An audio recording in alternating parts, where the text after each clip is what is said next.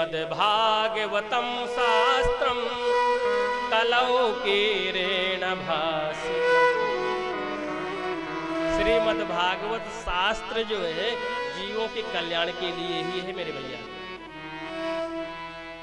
सूत जी कहते राजा कि हे ऋषियों, यही भागवत की कथा जो आप लोग सुन रहे हैं ना, ये चौथी बार यहाँ गढ़वीर बाबा में तीसरी बार, और गांव के हिसाब से देखें तो चौथी बार। हमने भी प्रार्थना किया था गढ़वीर बाबा से जब संजू भैया इनकी कलश यात्रा यहाँ से निकली। सच कह रहे हैं, बहुत दयालु हैं। अपने कैसे भस्म लगाए रहे, कैसे रहें, कैलाश पर्वत पर रहें, पर अपने भक्तों के ऊपर पूरी कृपा करते हैं। महादेव गढ़वीर बाबा जैसे कोई दयालु नहीं, कोई कृपालु नहीं। हमने भी यही प्रार्थना किया था, प्रभु कथा तो कहने आए हैं, पर हमारी हार्दिक इच्छा है कि आपके चरणों में बैठ करके भी एक बार कथा सुनाएं। व्यासपीठ से कोई गलत नहीं कह सकती, झूठ बोलना महापाप है। और देखिए गढ़वीर बाबा की ऐसी कृपा हुई, पता नहीं कहाँ से रवि भैया आए और ऐसे संजू भैया बताए कि आज रवि भैया कह रहे हैं कि बाबा की कृपा होगी तो कथा हुआ करेगी। देखिए सब कुछ मिल गया, जो इच्छा करे ओ मन माही, प्रताप कुछ। भौतिक सुखों की भी इच्छा करेंगे भगवान वो भी देते हैं, पर जब भगवान के प्रति अनुराग हो, भगवान के चरणों की भक्ति मांगे, भगवान की कथा गाना, तो हमने अगर हम अपनी कथाएं कहने लगेंगे तो समय बहुत निकल जाएगा। इसलिए थोड़ा सा आपको बताए, हमने कई अनुभव हम लोग करते रहते हैं। और देखिए आज यहाँ कथा गा रहे हैं, प्रभु सब देते हैं, पर विश्वास रखो, कुछ न बिगड़ेगा तेरा प्रभु चरणों में आने के बाद। कुछ भी बिगड़ने वाला नहीं है। भगवान के चरणों का आश्रय ले लो। और यमुना जी जो भक्ति स्वरूपा है, वृंदावन में जाओ तो वहां का रज रानी वहां की धूल है, और ब्रजरानी राधा रानी, और भक्ति स्वरूपा यमुना। तीन का अगर आपने दर्शन नहीं किया वृंदावन में तो आपको वृंदावन जाने का कोई भी फल नहीं है। तो वही तो हमारी भक्ति स्वरूपा कालिंदी मैया आपके गढ़ा ग्राम में। तो कहते हैं श्रीमद् भागवतम शास्त्रम कलौकीरेण भासितम्। ये जीव के कल्याण के लिए ही भागवत कथा है। जब परीक्षित जी महाराज को सूत जी कहते श्राप लगा तो सुख तीर्थ पर गए, और सुखदेव भगवान कथा सुनाने के लिए आ गए, बैठ गए और कथा सुनाने ही जा रहे थे। तो उसी समय देवता लोग महाराज स्वर्ग का अमृत घड़े में भर करके लाए। कहते हैं महाराज, सुधा कुंभम गृहीत्वैव देवास्तत्र समागमन्। सुधा कुंभम, अमृत कलश लेकर के आए और सुखदेव जी को प्रणाम किया और कहा, गुरुदेव हम देख रहे हैं कि परीक्षित जी को श्राप लगा है, तो इन्हें मृत्यु का भय है। आप ऐसा करिए, हम अमृत ले आए हैं, ये अमृत जो है आप परीक्षित जी को पिला दीजिए तो उनका मृत्यु का भय दूर हो जाए। सुखदेव जी ने कहा ठीक है, और आगे बताओ। और कहा महाराज हम ये कहना चाहते हैं कि जो भागवत कथा इन्हें सुना रहे हैं वो आप हमें सुना दीजिए। सुखदेव जी महाराज बहुत जोर से हंसे, कहते हैं, वसुधा क्व कथा लोके क्व कांचा क्व मणिर्महा ब्रह्मरा तो विचार्यैवं तदा देवांजहासः। सुखदेव जी कहते, क्व सुधा क्व कथा लोके क्व कांचः क्व मणिर्महा। अरे कहाँ तुच्छ तुम्हारा अमृत स्वर्ग का, और कहाँ मेरा कथा अमृत। ये तो ऐसे ही कि कांच का टुकड़ा लेकर के कोई स्वर्णकार जौहरी के पास जाए, कहा भैया ऐसा करो, ये कांच का टुकड़ा हमसे ले लो और करोड़ों की मूल्यवान मणि हमें दे दो। और भैया सुखदेव जी ने ये कथा नहीं सुनाई जो आप लोग सुन रहे हैं, ये हमें आपको ही प्राप्त है, देवताओं को भी सुलभ नहीं हुई है यही भागवत कथा जो आप भगवान के चरणों में बैठ करके कथा सुन रहे हैं। उसी समय भैया देवता लोग वहां से चले गए, सुखदेव जी ने कथा नहीं सुनाया। जाकर के ब्रह्मा जी से कहा कि देखिए हमारा कितना बड़ा पद, हम देवता और ये मनुष्य, और हमें कथा नहीं सुनाई गई। ब्रह्मा जी ने कहा चलो देखते हैं परीक्षित जी का होता क्या है। और जैसे ही कथा का विश्राम हुआ, जैसे आपकी भी कथा का यहाँ पर 28 तारीख को विश्राम होगा, 29 को भंडारा है, आप लोग ध्यान से सुनिएगा। कथा तो लोग बहुत सुनते हैं, हम लोग कथा गाते ही रहते हैं, ज़्यादा सा लोग व्यवस्था में भी लगते हैं, पर देखिए व्यवस्था में भी नहीं लगेंगे तो व्यवस्था गड़बड़ हो जाएगी। पर प्रयास करिए कि उसके पहले हम सारी व्यवस्था बना लें और कथा के लिए जरूर समय दीजिए, आपको अनुभूति जरूर होगी। और जितने आप लोग जुड़े हैं इसका आप लोगों का अनुभव हो ही रहा होगा।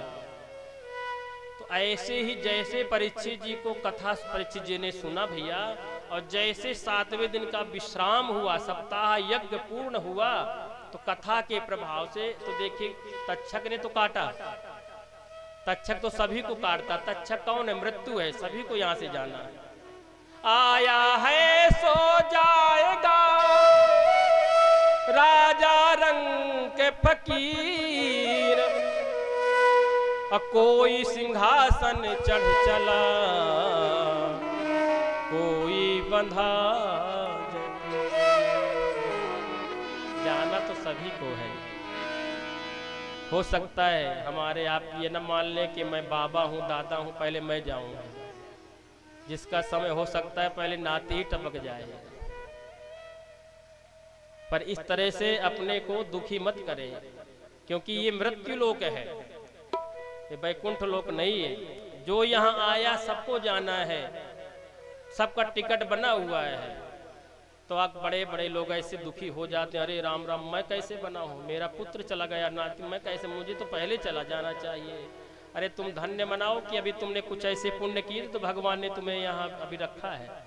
खूब कथा सुनो, खूब यज्ञ में सम्मिलित हो, रुद्र यज्ञ में खूब आहुति प्रदान करो, बढ़िया मर्यादा पुरुषोत्तम भगवान की लीला का दर्शन करो भैया। उसी समय तक के काटने से परीक्षित जी का शरीर तो शांत हो गया, पांच भौतिक शरीर है। और महाराज उसी समय भगवान हरि के पार्षद आए और परीक्षित जी को विमान पर बैठाया और भगवान के परम धाम को ले गए। सभी ऋषियों ने महात्माओं ने पुष्पों की बारिश की। धन्य है महाराज परीक्षित जी। बोले श्री परीक्षित जी महाराज की जय। ब्रह्मा जी को बड़ा आश्चर्य हुआ। सत्यलोके तुलाम बद्ध्वा तोलयत साधनान्यजः। ब्रह्मा जी ने कहा रे भागवत की इतनी महिमा, चलो देखते हैं। तो क्या किया ब्रह्मा जी ने? सत्यलोके तुलाम बद्ध्वा तोलयत साधनान्यजः। सारे साधन, सारे 17 पुराणों को एक पलड़े में रख दिया तराजू के, और एक पलड़े में श्रीमद् भागवत महापुराण जी को रख दिया। और जैसे महाराज तौलना प्रारंभ किया तो लघुन्यन्यानि जातानि गौरवेण इदं महत् तदा ऋषिगणा सर्वे। महाराज सब लघुन्यन्यानि जातानि, सभी छोटे हो गए। लघुन्यन्यानि जातानि गौरवेण इदं महत् तदा ऋषिगणा सर्वे विस्मयं परमं। जिस पलड़े में सारे ग्रंथों को रखा था वो पलड़ा ऊपर की तरफ उठ गया, और जिसमें भागवत जी को रखा है ब्रह्मा जी ने तो वो पलड़ा पृथ्वी पर ही स्थापित रहा। क्योंकि तेने यम वांगमयी मूर्ति प्रत्यक्षा वर्तते हरि, प्रत्यक्षा वर्तते हरि। क्योंकि श्रीमद् भागवत महापुराण कोई पुस्तक, कोई किताब, कोई कॉपी न माने। तेने यम वांगमयी मूर्ति प्रत्यक्षा वर्तते हरि, भगवान नारायण ही हैं जैसे भागवत जी में 12 स्कंद हैं, 335 अध्याय हैं, 18,000 श्लोक हैं, तो ये भगवान का पूरा शरीर ही है। जो प्रथम स्कंद द्वितीय स्कंद है ना भैया, ये भगवान के चरण हैं, सूर्य जी कहते हैं। जो तृतीय और चतुर्थ स्कंद है वो भगवान की जंघा है। और पंचम और जो षष्ठम स्कंद है, पंचम भगवान का महाराज पुरु पेट है और नाभि, और षष्ठम स्कंद भगवान का हृदय है। और महाराज सप्तम स्कंद और अष्टम स्कंद भगवान की दोनों भुजाएं हैं। जो नवा स्कंद है भगवान का कंठ है। 10वां स्कंद जो है वो भगवान का मुखार बिंद है, सूर्य जी कहते हैं ऋषियों। और जो 11वां स्कंद है, जैसे गीता जी का भी 11 अध्याय, भागवत जी का भी 11 अध्याय, श्री रामचरित मानस का उत्तरकांड, ये भगवान महाराज ये ललाट है। और जो 12 स्कंद है वो भगवान का सिर है। तो ये कुल मिला के अगर हम पूरी कथा श्रवण कर लेते हैं तो पूरे भगवान के अंगों का ही हम वर्णन सुन लेते हैं, क्योंकि श्रीमद् भागवत महापुराण में ये पूरा भगवान का शरीर ही है। इसलिए तेने यम वांगमयी मूर्ति प्रत्यक्षा वर्तते हरि। इसलिए भगवान की कथा बहुत लाभकारी है, पुण्यकारी है। इसलिए कहते हैं अरे कथा मेरे माधव की है लाभकारी, कथा मेरे माधव की है लाभकारी। धीरे धीरे असर करेगी। सुनिए, अभी तीसरी बार चौथी बार है, ये ना हुई कि हम 3 बार सुन लिए। असर ये करेगी मगर धीरे धीरे, असर ये करेगी मगर धीरे धीरे। कथा मेरे माधव की है लाभकारी, कथा मेरे माधव की है लाभकारी। असर ये करेगी मगर धीरे धीरे, असर ये करेगी मगर धीरे धीरे।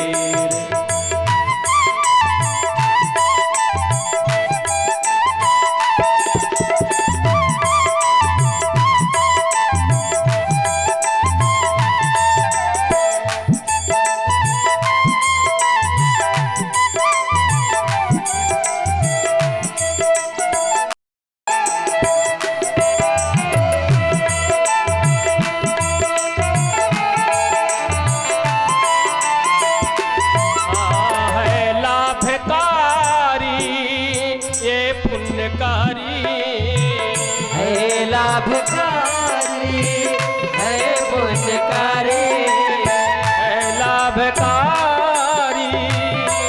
पुण्यकारी, है लाभकारी है पुण्यकारी। असर ये करेगी मगर धीरे धीरे, असर ये करेगी मगर धीरे धीरे। मेरे माधव की है लाभकारी, कथा मेरे माधव की है लाभकारी। असर ये करेगी मगर धीरे धीरे। श्री राम जय राम जय जय राम, श्री राम जय राम जय जय राम, बोलिए श्री राम जय राम जय जय राम, श्री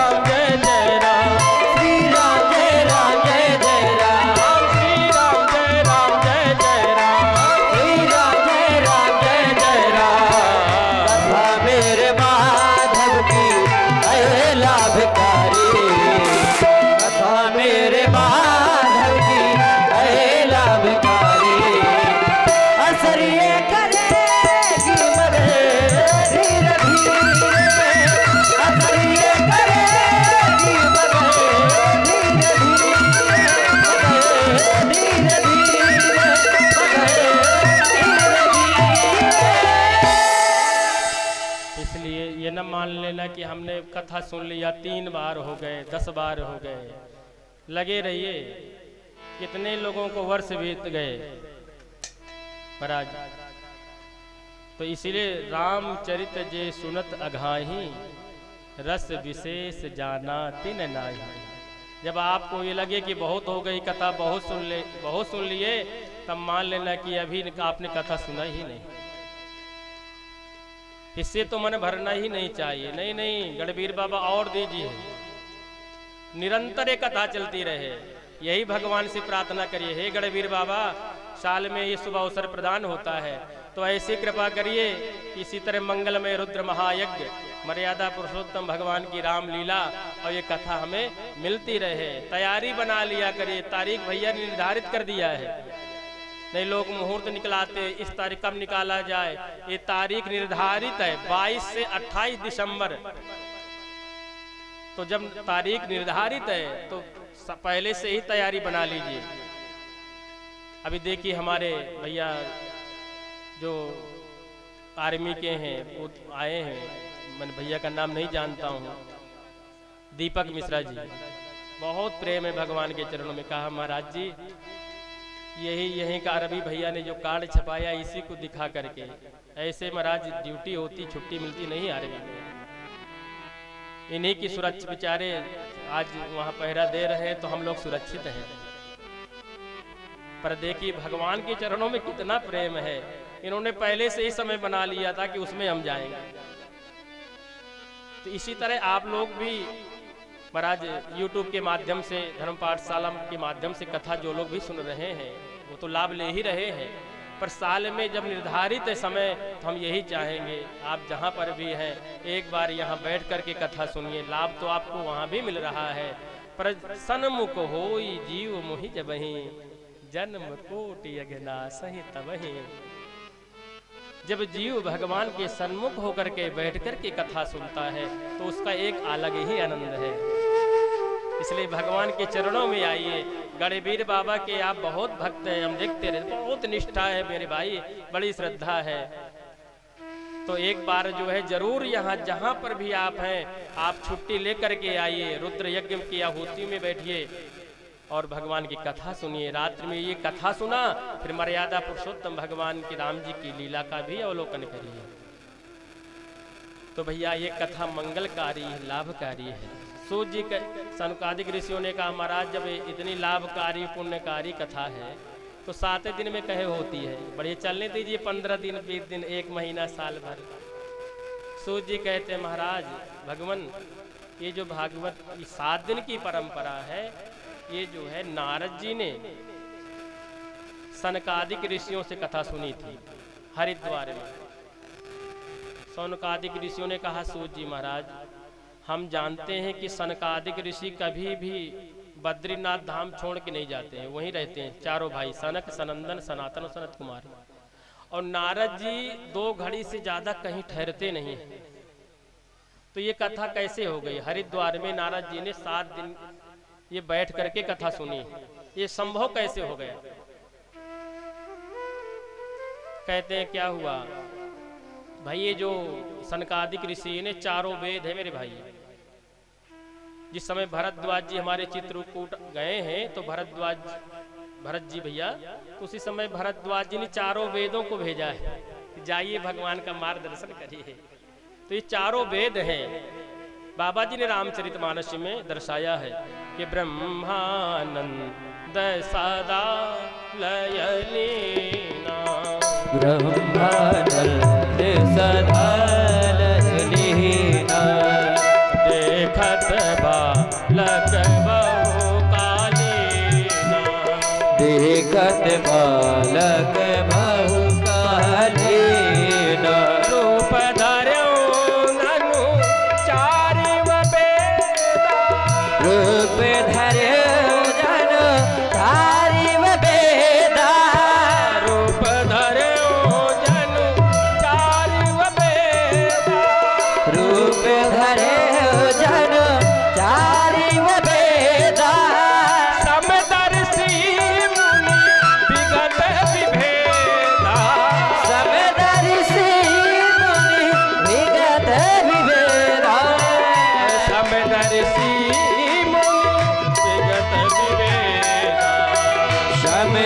ऋषि मुनि विगत विवेद ब्रह्मानंद सदा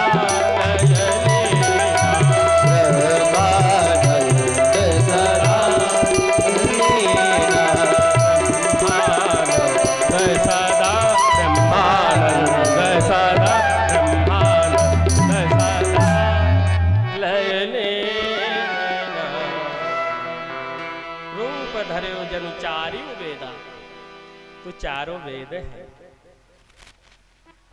नारद जी आज हमारे इस मृत्यु लोक में आए और सत्संग के लिए आए, पर नारद जी को कहीं सत्संग नहीं मिला, बड़े दुखी हुए। महात्मा हैं, बद्रीनाथ धाम में गए, सनकादिक ऋषियों से मिलन हुआ। सनकादिक ऋषि जब नारद जी को देखे बड़े प्रसन्न हुए। अरे नारद जी आज बद्रीनाथ धाम में? अरे देवर्षि क्या बात है, हमारा सौभाग्य है, आज बढ़िया ज्ञान की चर्चा होगी। पर जैसे नारद जी के पास गए तो नारद जी तो बड़े दुखी हैं। सनकादिक ऋषियों ने कहा देवर्षि बात क्या है? अरे आप तो विरक्त महात्मा हैं, गृहस्थ जीवन आप रहते नहीं हैं, विवाह आपका हुआ नहीं है, आगे पीछे कोई है नहीं। गृहस्थ जीवन में पत्नी को कुछ हो गया, पति को कुछ हो गया, पुत्र को कुछ हो गया तो लोग दुखी हो जाते हैं, पर आप इस तरह दुखी हैं, बात क्या है? हमें बताओ। कथम ब्रह्मण दीन मुखा कुतश्चिंता तुरो भवान त्वरितं गम्यते कुत्र कुतश्चागमनं तव। कथम ब्रह्मण दीन मुखा कुतश्चिंता तुरो त्वरितं गम्यते, कहाँ जा रहे हैं हमें बताओ। नारद जी ने कहा महाराज मैं भारत भूमि को श्रेष्ठ समझ करके, क्योंकि जो सारा विश्व है भगवान का शरीर है भैया, पर जो भारत है ना ये भगवान का हृदय है, ये भगवान का। इसलिए जब हम लोग भारत में जन्म लेते हैं ना तो देवता बड़े प्रसन्न हो जाते हैं कि देखो तो ये बड़ा भाग्यशाली है, और सारे देश हैं वो भोग भूमि है, पर भारत हमारा भगवान का हृदय है। इसलिए जब तक भारत में भागवत की कथा हो रही है, मर्यादा पुरुषोत्तम भगवान की राम लीला हो रही है, रुद्र महायज्ञ सचंडी लक्ष्य चंडी महायज्ञ हो रहे हैं, तब तक आप मान लेना सारा विश्व ही सुरक्षित है। इसलिए हमारा सनातनियों का एक नारा है, विश्व का कल्याण हो। ये हवन यज्ञ हो रहा है, थोड़ा दर्शन करिए। रवि भैया आदर्श यज्ञ सेवा समिति के आप सभी लोगों ने जो आयोजन किया है, तो शायद भर आपने लोगों को बुलाया, लोग आए, टेंट लगाया, मंडप बनाया, कितने दिनों से काम चल रहा है, तो यज्ञ में आए ना, तो आप ये ना मान लें कि हमारा ही कल्याण होगा, यज्ञ समिति का, ग्रामवासी क्षेत्रवासी नहीं। देखिए जो लोग कोई ऐसे यहाँ परिश्रम किए हैं यज्ञ के निमित्त, तो एक तो उनका देखिए तन पवित्र ही हो रहा है, पर जो धन मिल रहा है और भी पवित्र धन भी दिया गया है, यहाँ नहीं करवाया जाता है। तो देखिए यज्ञ से फायदा हुआ जो यहाँ आकर के सेवा करते हैं। फिर देखिए हमने सामग्री का परिचय बनाया, आप सामान लेने गए तो हमारे वैश्य भाइयों को फायदा हुआ, और क्या भाई ऐसे थोड़ा सामग्री, तो यज्ञ से सभी को फायदा है। फिर हमारे कितने ऐसे क्षत्रिय समाज के लोग हैं जो भगवान की सेवा में लगे रहते हैं, महाराज उनको भी पुण्य का वर्धन हुआ, उन्हें भी पुण्य मिला। फिर चौथे नंबर में हमारे ब्राह्मण विप्र बंधु भैया, विप्र लोग ब्राह्मण देवता आचार्य हैं, यज्ञ आदि अनुष्ठान कराते हैं। बाद में कभी कभी ऐसी परिस्थितियां आती, यहाँ तो कभी नहीं आई हैं, कभी कभी ऐसा आता है भैया कह तो देते कि ब्राह्मण लोग अपने लिए करा रहे हैं, ये अपने लाभ के लिए करा रहे हैं, पर बताइए कितने लोगों का भला हुआ यज्ञ से? जिन्होंने परिश्रम किया उनका भला हुआ, जहाँ से हम सामग्री लाए उनका भी भला हुआ, जो हमारे क्षत्रिय समाज के सेवा के लिए खड़े हैं, क्षत्रिय का यही होना ही चाहिए। महाराज खूब करिए, हम लगे हैं, उनका भी पुण्यवर्धन हुआ। पर कभी कभी ऐसी समस्या आती हैं, इसलिए कभी भी ब्राह्मणों के प्रति कभी ऐसा कदापि न सोचो। ब्राह्मण बहु दयालु बहु कृपालु होता है। हमने देखा है कभी कभी ऐसे जब गए हैं ना, तो कहते हैं व्यास जी थोड़ा व्यवस्था नहीं बन पा रही है। सबकी व्यवस्था हो गई भाई, जिन्होंने ये तैयारी किया सबकी व्यवस्था हो गई। लास्ट में ब्राह्मण से कहते हैं पंडित जी व्यवस्था नहीं है, रख लीजिए। तब भी ब्राह्मण आशीर्वाद देता है। श्री वर्चस्व महायुष्य मारोग्य माविदाक्षो मानम महीयते धनम धान्यम पशुम बहुपुत्र लाभम सत संवत्सरम दीर्घमायु। तेरा कल्याण हो मेरे भाई, तुम आपके गांव का कल्याण हो। तो ब्राह्मण हृदय से आशीर्वाद देता है, इसलिए ब्राह्मण सनातनियों का ध्वजा है। इसलिए आज के समय में हम लोग देखते हैं ये थोड़ा ज्यादा देखने में आता है, इसलिए ब्राह्मण के प्रति कदापि ऐसा न सोचें। ब्राह्मण बहुत दयालु बहुत कृपालु होता है। इसलिए भैया आज नारद जी ने कहा महाराज, सनकादिक ने कहा क्यों आप दुखी हैं? कहते महाराज मैं भारत में सत्संग की इच्छा से आया है, हृदय है भगवान का, पर शांति नहीं मिली। अहम तो पृथ्वीं यातो ज्ञात्वा सर्वोत्तमामिति पुष्करम च प्रयागम च काशीम गोदावरी तथा। बस हम लोग हरिद्वार तक पहुंच रहे हैं, आपका 10 मिनट और समय लेंगे, आज के प्रसाद लेकर के ही जाइएगा और कल से वही 5 बजे कथा का विश्राम हो जाएगा। तो आप थोड़ा हमें हरिद्वार तक तो पहुंचाना है, तो कभी कभी आज विलम्ब हो जाए 10-20 मिनट, तो भगवान के लिए समझ लीजिए, भगवान की इच्छा है। तो और ये ना सोचे कि पंडित जी बहुत देर तक कह रहे हैं, एक विश्राम स्थल यहाँ तक होते हैं तो वहाँ तक आपको पहुँचाएंगे, बस 10 मिनट की देरी है। तो भैया कहते हैं मैं भारत को श्रेष्ठ समझ करके आया। अहम तु पृथ्वीं यातो ज्ञात्वा सर्वोत्तमामिति पुष्करम च प्रयागम च काशीम गोदावरी। सारे तीर्थों के गुरु हैं पुष्कर, वहाँ भी गया। पुष्करम च प्रयागम च, प्रयाग काशी गोदावरी श्रीरंगम श्रीशैलम कुरुक्षेत्रम हरिक्षेत्रम हरिद्वार सब गया, पर शांति नहीं मिली।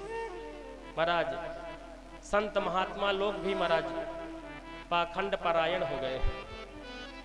गृहस्थों के यहाँ गया, जहाँ गृहस्थ हमारे आपके यहाँ भी नारद जी आए, यहाँ भी आए।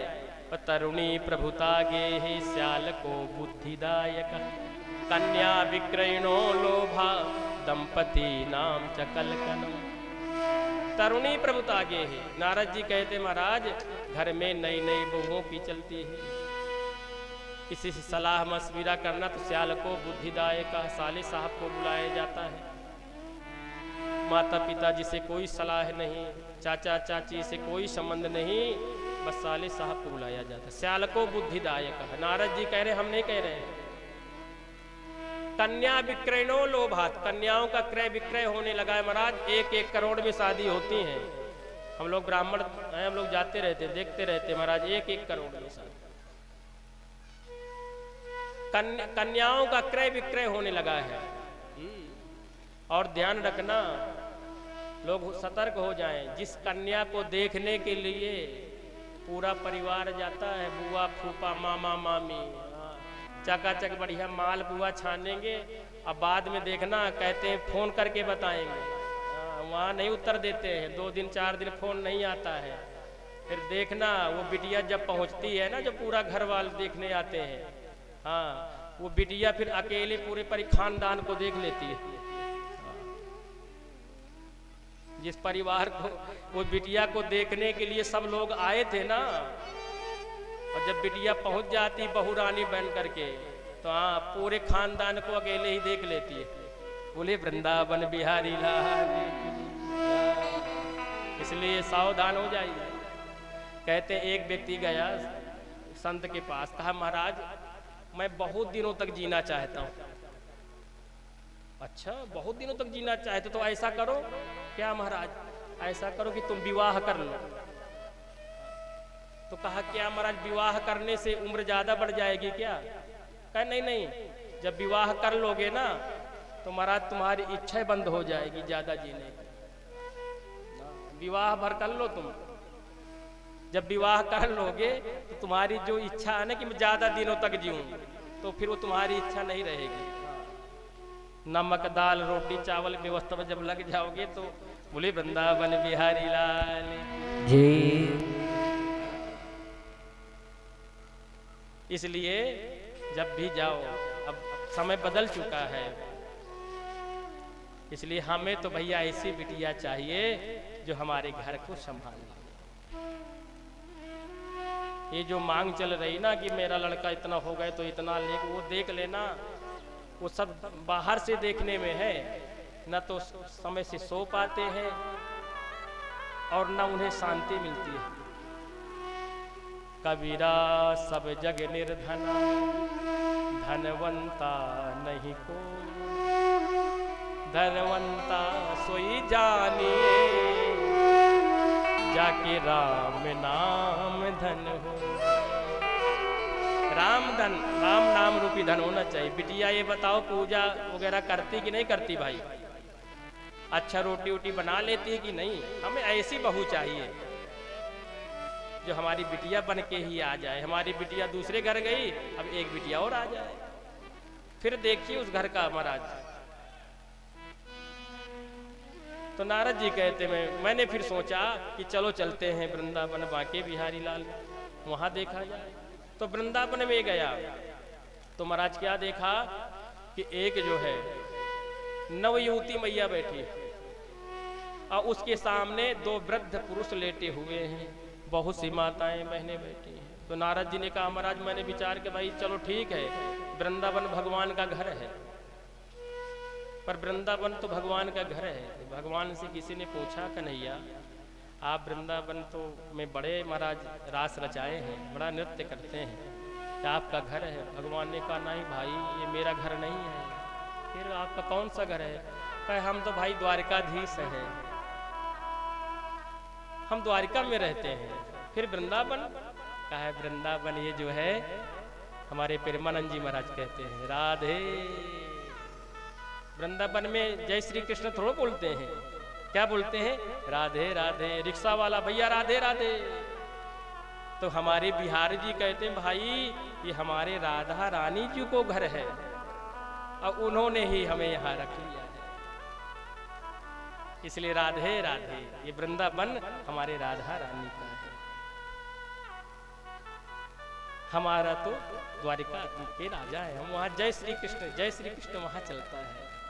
तो यहाँ तो राधा रानी ही हमें नचाती है, वैसे ही हम नाचते हैं। तो नारद जी ने कहा जब मैंने देखना चाहिए, वो माँ रो रही है। जैसे मैं आगे बढ़ा फिर मेरे मन में आया कि भाई हम लोग तो संत महात्मा हैं, सबसे ज़्यादा माताएं बहनें ही हैं, तो यहाँ थोड़ा अच्छा नहीं होगा इनके बीच में जाना। तो हम वापस होने लगे, पर उसी समय उस माँ ने हमें देख लिया।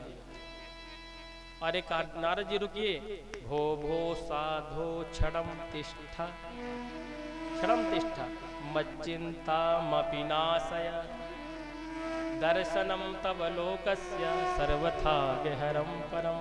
भो भो साधो, थोड़ा रुकिए। नारद जी ने कहा देवी आप कौन है?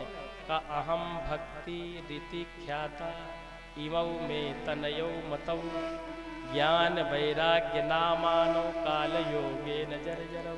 अहम भक्ति, हे नारद जी मेरा नाम है भक्ति, और ये मेरे दो पुत्र हैं ज्ञान और वैराग्य, जो वृद्धावस्था को प्राप्त हैं। नारद जी ने कहा अरे राम राम, माता जी 20 वर्ष की और पुत्र जो है 80 वर्ष के। कहा महाराज यही मेरे दुख का कारण है, और यही स्थिति रही देवर्षि तो मैं यहाँ से छोड़ करके विदेश चली जाऊंगा। नारद जी ने कहा माता जी ऐसा न करें, क्योंकि अगर भक्ति विदेश चली जाएगी तो फिर लोगों का क्या होगा? अरे भक्ति ही तो है जो भगवान से मिलाती है। इसलिए अगर आज के समय में हम लोग देखें तो जो, इसलिए हम आजकल बहुत मुद्दा चल रहा है आरक्षण का। भैया गलत ना मानने, आरक्षण बहुत गलत है। कितने ही ऐसे हमारे समाज के लोग हैं जो बहुत पढ़े लिखे हैं, बहुत पढ़ लिख लिया है, पर वो कोई सर्विस नहीं पा पाते हैं। कहाँ जाते हैं? विदेश चले जाते हैं, अमेरिका में चले गए, ऑस्ट्रेलिया, अन्य देशों में जा रहे हैं, और अन्य देश के लोग उनका लाभ उठा रहे हैं। जो हमारे यहाँ की युवा पीढ़ी है, जो योग्य है, विद्वान है, ज्ञानी है, तो यहाँ उनका आदर नहीं हो रहा, तो विदेश भाग रहे हैं, और विदेशी लोग उनका फायदा उठा रहे हैं, लाभ ले रहे हैं। इसलिए आरक्षण वास्तविकता से हटना चाहिए। आप उनकी मदद करना चाहते हैं, पुस्तकें दे दीजिए, किताब दे दीजिए, धन दे दीजिए, उनका सहयोग करिए, उठाइए, हम विरोध नहीं करते हैं, पर ये आरक्षण गलत है। चलो आरक्षण दे रहे हैं तो कम से कम डॉक्टरों को तो ना दो। डॉक्टरों को हमने मान लिया है भगवान, और अभी आप देखिए 2 महीना पहले की घटना दिल्ली में, जिन डॉक्टरों को हम भगवान मान करके दवा कराते हैं, आज वही डॉक्टर आतंकवादी निकले। तो हमारी भी व्यासपीठ से ये मांग है सरकार से कि आरक्षण आप दीजिए, तो कम से कम, और हम तो यही कहेंगे कि इसको बंद होना चाहिए, आप उनका वो करिए, और नहीं हो पा रहा तो कम से कम डॉक्टरों को आरक्षण नहीं मिलना चाहिए। बोलिए वृंदावन बिहारी लाल की जय। तो माता भक्ति ने कहा है देवर्षि, अगर यही स्थिति रहेगी तो मैं विदेश चली जाऊंगी। और देखिए ये दुर्भाग्य हमारे भारत का, हम यहाँ कथा कह रहे हैं और यही कथा में एक बार विदेश कहे आए, अरे महाराज ये तो अमेरिका में कथा करने गए, तो अरे बड़े अच्छे वक्ता हैं भाई, आता जाता किसी को कुछ ना विदेश भर एक कथा कर आए, फिर देखो लिस्ट लग जाएगी। स्वामी विवेकानंद जी बड़े रामकृष्ण परमहंस जी के शिष्य थे, देखिए, पर भारत वालों ने उनको पहले महाराज आदर नहीं प्रदान किया। जब अमेरिका में गए 72 घंटा उन्होंने प्रवचन किया, तब भारत वालों की आंखें खुल गई, ये स्वामी विवेकानंद। ये दुर्भाग्य हमारे भारत का, इतनी मेधा शक्ति, इतने बड़े विद्वान आज भारत में पड़े हैं, पर जब विदेश की मोहर लग गई तब लोग समझ रहे हैं। माता भक्ति ने कहा देवर्षि अगर यही स्थिति हो जाएगी तो मैं विदेश चली जाऊंगी। नारद जी ने कहा माँ आप बिल्कुल चिंता न करें, मैं आप ज्ञान वैराग्य का वृद्धापन दूर करूंगा। हे माँ आपके कष्ट की निवृत्ति भी मैं करूंगा। अब देखिए नारद जी को कितना विश्वास है भगवान पर, और हे माँ, हे भक्ति माँ, अगर मैं आपके कष्ट की निवृत्ति नहीं कर सका तो मैं अपने प्रभु का दास न कहलाऊं।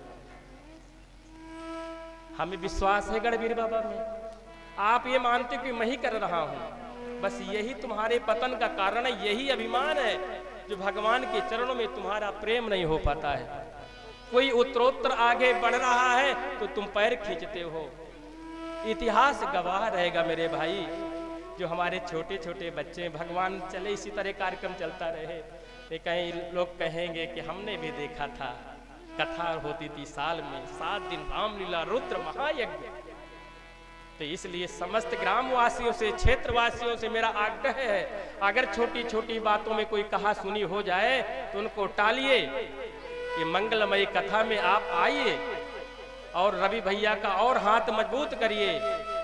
अभी दीपक मिश्रा जी हम लोग चर्चा कर रहे थे, कह रहे थे महाराज कलश यात्रा हो रही है, सब चीज़ें हैं, पर अभी इच्छा हो रही है कि यहाँ घाट बन जाए। तो हमने कहा भैया गढ़वीर बाबा वो भी कर देंगे, समय आने वाला है। कोई अगर उच्च पदों में कोई अगर खड़ा हो जाए तो हम आपसे चाहेंगे उस समय आंखें मत मूंद लेना, तो तुम ही जो है, तुम्हारे ओंठ के द्वारा ही लोग इस पदों में बैठते हैं।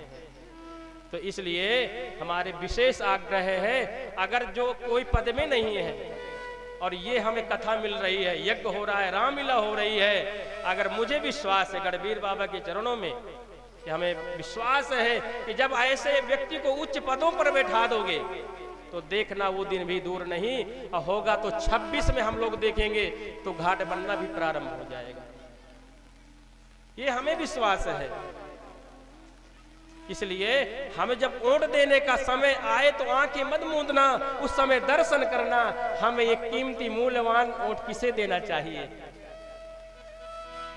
ये तुम्हारे ऊपर है। जब लोग पदों पर बैठे हैं ना, तुम्हारे ओट के द्वारा बैठे हैं। थोड़ा सा कोई कुछ पिला दे, कोई कुछ कर दे, उसमें मत पड़ना मेरे भाई। गढ़वीर बाबा के चरणों में बैठे हो, वो शुभ अवसर भी आने वाला है 26 में, इसलिए अभी से तैयारी बना लेना।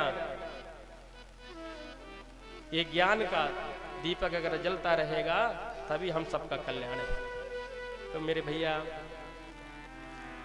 आज नारद जी कहते हैं, नारद जी को विश्वास, हमें भी नारद जी कहते हैं माँ अगर आपके कष्ट की निवृत्ति न करूं, ज्ञान वैराग का वृद्धापन दूर न करूं मां, तो मैं अपने हरि का दास न कहलाऊं। आप हर चीज में विश्वास करते हो, ट्रेन में आते हो तो ठीक समय से पहुंच जाऊंगा। हमारे नाई भाई जब दाढ़ी बनाते हैं ना, छुरा चलाते हैं, तो जानते हैं सेविंग ही करेंगे, चाहे तो 1 सेकेंड में राधे राधे कर देंगे। हाँ, 1 सेकेंड में काम कर देंगे। नाई भैया पर विश्वास करते हैं, पर जब भगवान में विश्वास की बात आ जाए तब हम पीछे हट जाते हैं। भगवान पर विश्वास रखिए। नारद जी कह रहे हैं माँ मैं हरि का दास न कर। नारद तुरंत माँ प्रसन्न हो गई भक्ति, और कहती है देवर्षि भक्तिर्वाचा जयति जगति माया यस्य काया धवस्ते। जयति जगति माया यस्य काया धवस्ते। जयति जगति माया यस्य काया धवस्ते। जयति जगति माया यस्य काया धवस्ते। वचन रचन में कम केवलम चाकलैया। वचन रचन में कम केवलम चाकलैया। ध्रुव पदमपि यातो यत्र पातो ध्रुवोऽयम्। ध्रुव पदमपि यातो यत्र पातो ध्रुवोऽयम्। ध्रुव पदमपि यातो यत्र पातो ध्रुवोऽयम्। ध्रुव पदमपि यातो यत्र पातो ध्रुवोऽयम्। सकल कुशल पात्र ब्रह्मपुत्रं नतास्मि। सकल कुशल पात्रं ब्रह्मपुत्रं नतास्मि।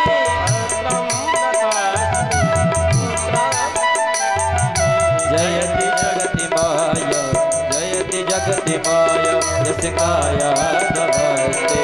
जयति जगति माया यस्य काया धवस्ते। रचन में कम केवलम चाकलैया। वचन रचन में कम केवलम चाकलैया। राम जय जय राम। श्री राम जय राम जय जय राम। श्री राम जय राम जय जय राम। श्री राम जय राम जय जय राम। जय। ये भी भगवान की परीक्षा है। दिव्य व्यवस्था रहती, तीसरी बार सेवा कर रहे हैं भैया मनीष भैया से। पर अब अभी आपके सातों नरैनी के पार पूर्व बुजुर्ग गांव पड़ता है। 2014 में कथा करने आए भैया, लाइट भी गई, जनरेटर भी फूक गया। तो ये ऐसे ऐसे गणवीर बाबा परीक्षा लेते रहते हैं। हमें तो बहुत आनंद आ रहा था अपने में ही। स्वांता सुखाए तुलसी रघुनाथ गाथा। आप लोगों से कीर्तन कराते हैं, पर यहाँ पर हमें स्वयं आनंद आ रहा था। तो इधर भैया आज माता भक्ति ने नारद जी की स्तुति किया, कहा ध्रुव पदमपि यातो यत्र पातो ध्रुव। जयति जयति माया जयति जगति मायाम यस्य काया धवस्ते। हे देवर्षि नारद जी आपकी जय हो जय हो जय हो।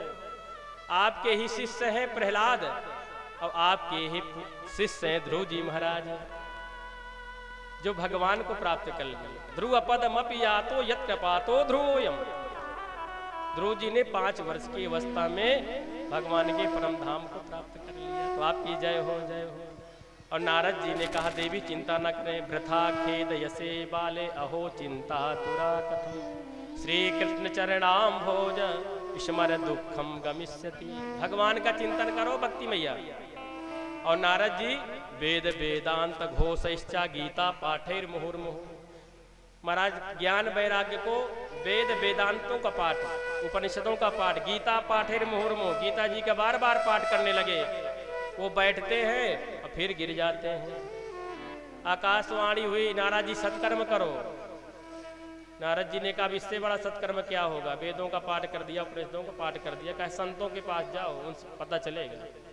नारद जी बड़े बड़े ऋषि मुनि महात्माओं के पास गए कि सत्कर्म क्या है। सनकादिक ऋषियों ने कहा नारद जी ये सत्कर्म कोई और नहीं है, ये सत्कर्म है श्रीमद् भागवत महापुराण। इसलिए ज्ञान वैराग्य को भागवत की कथा सुनाओ देवर्षि। कहाँ सुनाई जाए? तो कहा भैया सबसे जो है पावन और पवित्र स्थान है हरिद्वार। और आज जो है बद्रीनाथ धाम से चल करके महाराज चारों भाई आए हैं, सनकादिक और नारद जी हरिद्वार में आज श्रोता के रूप में हैं। और आज सनकादिक चारों भाई वक्ता के रूप में हैं और कथा प्रारंभ हुई है भैया। और नारद जी ने ज्ञान वैराग्य का आवाहन किया कि आप जो है पधारिए और महाराज यहाँ आकर के कथा श्रवण करिए। ज्ञान वैराग्य माता भक्ति के सहित आज हरिद्वार पर आए हैं और महाराज कथा प्रारंभ हुई। जैसे कथा प्रारंभ हुई तो कथा का प्रभाव कि भक्ति सुतौ तौ तरुणौ गृहीत्वा प्रेमैक रूपा सहसा विरासी श्री कृष्ण गोविंद हरे मुरारे नाथेति नामानि मोहर वदन्ते भक्ति सुतौ तौ तरुणौ गृहीत्वा प्रेमैक रूपा सहसा विरासी श्री कृष्ण गोविंद हरे मुरारे नाथेति नामानि मोहर वदन्ते कृष्ण गोविंद हरे मुरारे नाथेति नामानि मोहर वदन्ते। भक्ति सुतौ तौ तरुणो गृहीत्वा। महाराज दोनों जो पुत्र हैं ज्ञान वैराग्य तरुण हो गए भैया भागवती कथा सुनने से, और माता भक्ति की कष्ट की निवृत्ति हो गई। माता भक्ति ने कहा महाराज मैं कहाँ बैठूं? कहा माता जी जितने भी हमारे गढ़ावासी ग्रामवासी क्षेत्रवासी जितने गढ़ा ग्राम प्रधान से लगते हुए हैं, जितने भक्त वृंद यहाँ हमारे आदर्श यज्ञ सेवा समिति के जितने भी हमारे भक्त वृंद है तन मन धन से सेवा में लगे हुए हैं, हे माता भक्ति आप सभी के हृदय में बैठ जाओ, क्योंकि सकल भुवन मध्य निर्धनास्ते धन्य। सारे विश्व में सब लोग निर्धन हैं, धनवान कौन है? सकल भुवन मध्य निर्धनास्ते धन्य। सब निर्धन है, धनवान कौन है? जिसके पास भक्ति है। इसलिए हे भक्ति माँ जितने भी भक्त वृंद हैं सब आपके सबके आप हृदय में बैठ जाओ तो सबका कल्याण हो जाए। अब यहाँ कथा का विश्राम करेंगे और कल मंगलमय कथा हम लोग यहीं से प्रारंभ करेंगे। कल जो है महाराज धुंधकारी की कथा है, गोकर्ण जी की कथा रहेगी और कल सुखदेव जी की जन्म की कथा है। और प्रयास यही रहेगा कि हमारे कलाकार भाई लोग जो है सभी 12:30 बजे यहाँ बैठ जाएंगे और 1-1:15 बजे हम यहाँ बैठ जाएंगे और 5 बजे कथा का विश्राम हो जाएगा। ठंडी है देखिए। और फिर हम रवि भैया से चाहेंगे आप अपने समिति में बैठ करके निर्णय ले लें जो और भी समय हो। मेरे हिसाब से तो यही समय सही है, 1 बजे व्यास जी बैठ जाएं और कथा जो है लगभग 5 बजे विश्राम हो जाएगा। तो आप लोग माताओं बहनों से आग्रह है हमारा कि बढ़िया समय से बाल भोग बना ले, समय से दिनचर्या बना करके जगह ब्रह्म मुहूर्त में 7 दिन जो है सूर्योदय के पहले उठ जाइए।